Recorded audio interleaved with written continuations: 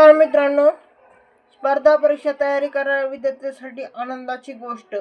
तुम्हाला मागे पण सांगितलं होतं की तलाठीची जाहिरात येणार, पण तलाठीची जाहिरात लवकरच येईल अशी आपण अपेक्षा करूया. त्या संदर्भात मी व्हिडिओ बनवणार आहे.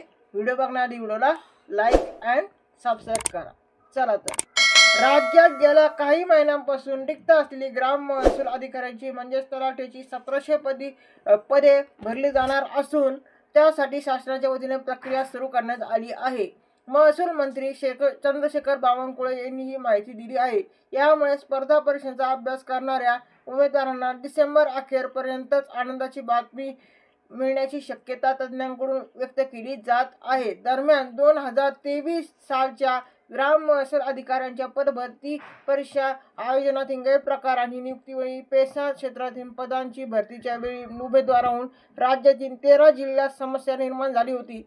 मात्र न्यायालयीन निर्णयाच्या प्रतीक्षेत असलेल्या शासनाने पेसा क्षेत्रातील उमेदवारांना 11 महिन्यासाठीचे नियुक्तीचे आदेश दिले आहे. त्यामुळे निर्णयानुसार उमेदवारांच्या पुढील नियुक्तीबाबत निर्णय होईल.